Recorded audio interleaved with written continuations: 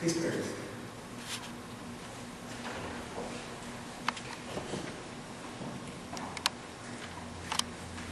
In the words of my mouth and the meditations of our hearts, the actions of our lives, may your word be proclaimed. Amen.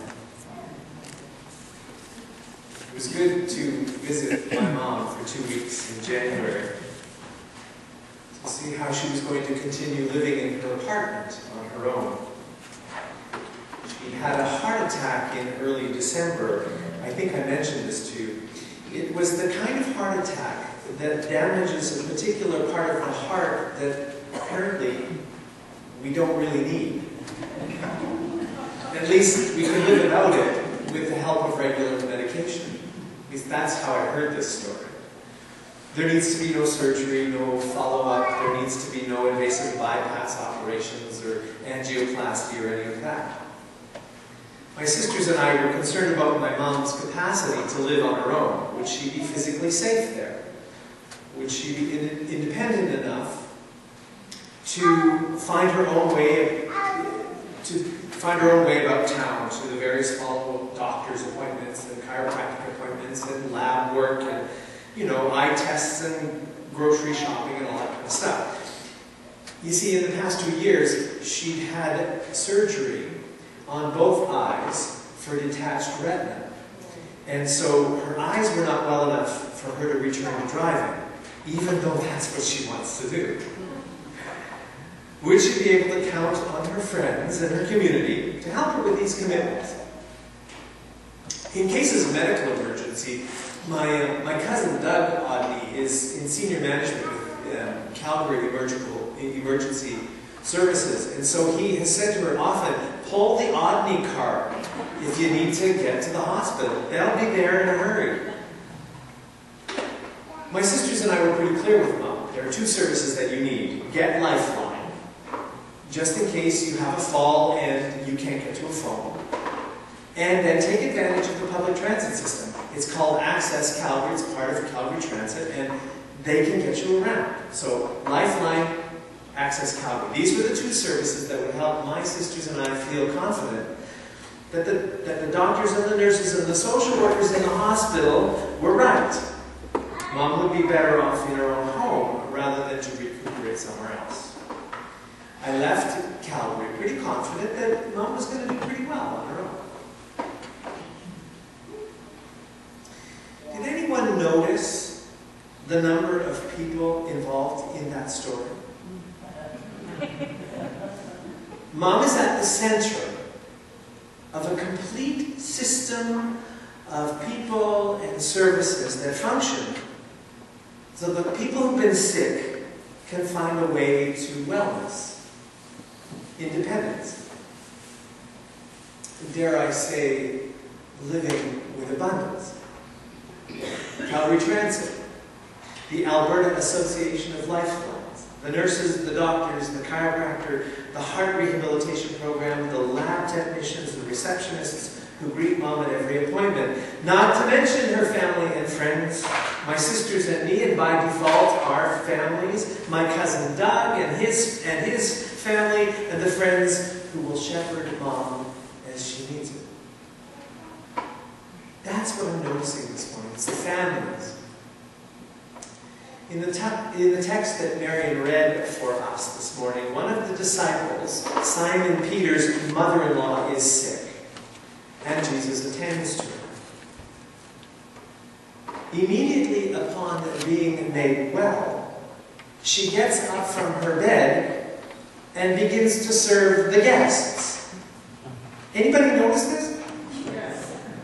The woman has been on her sick bed with a fever, and no one else can offer hospitality? Really? Seriously? In my mind, a whole family system is rendered helpless when the woman of the house gets sick with a fever. And then by the end of the day, the whole population of the village has come with their sick loved ones so that Jesus might lay his hands on them.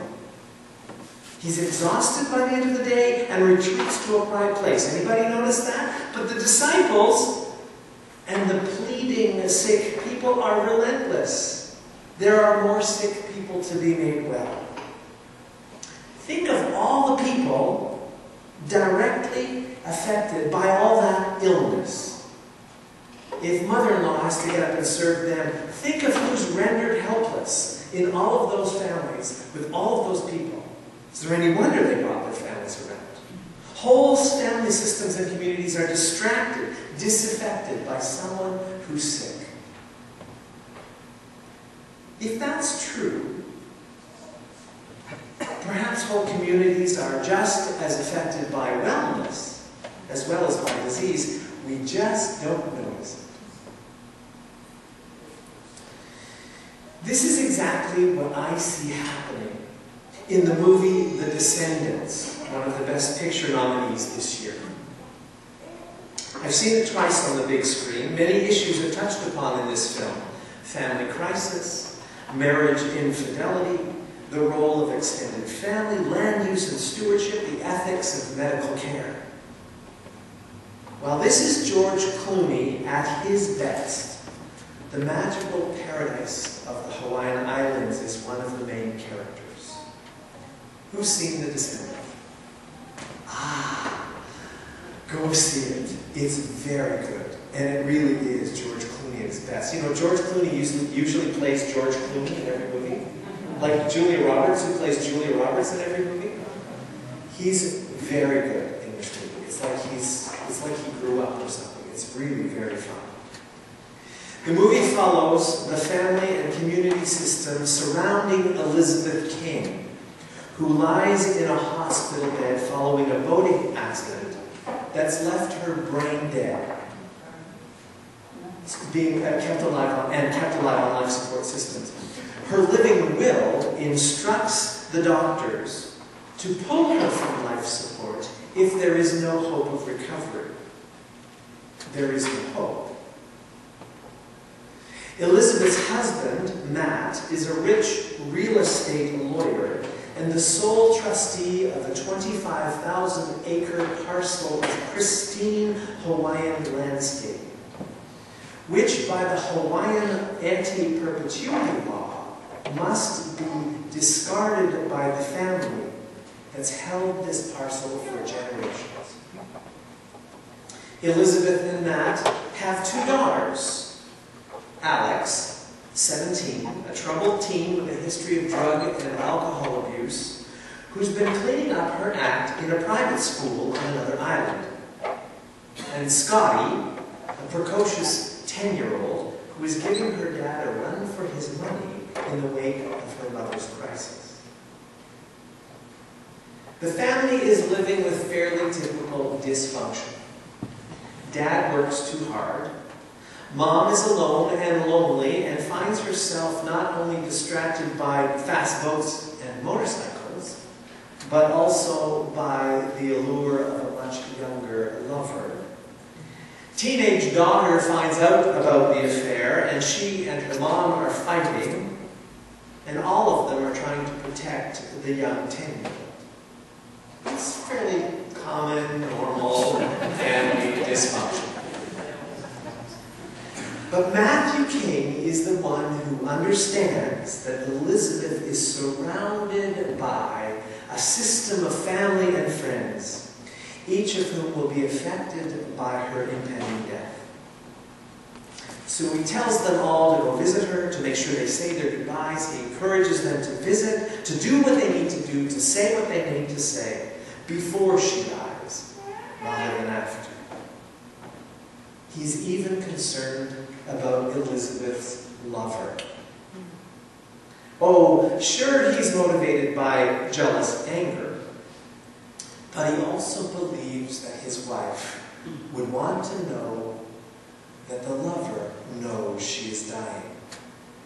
So he sets out to A, confront the cheating creep, and to let him know she's dying. Friends, I believe that life perpetuates life. Even when life is harsh, violent. Life is compelled to preserve life. And in that, there's a benevolence in life. I believe in a benevolent universe. Even though everything dies, everything has its season. I want to say that again. I believe in a benevolent universe. That even in the cycles of birth and death, in the trouble and beauty of life, in the food chain even, there is a goodness about the created order and the created chaos. I can't say there's a purpose behind it all. I'm not so sure about that. I think the only meaning to life is the meaning we give it. But I do believe that life was set in motion to beget life, to perpetuate life, to have life continue living. When I believe that if the earth, we were to all fall off the earth and something happened and there's this big explosion, I believe that life would perpetuate itself. There would be a heartbeat that would continue to have life perpetuate itself. I believe this just as much as we know that our bodies have a propensity to heal themselves.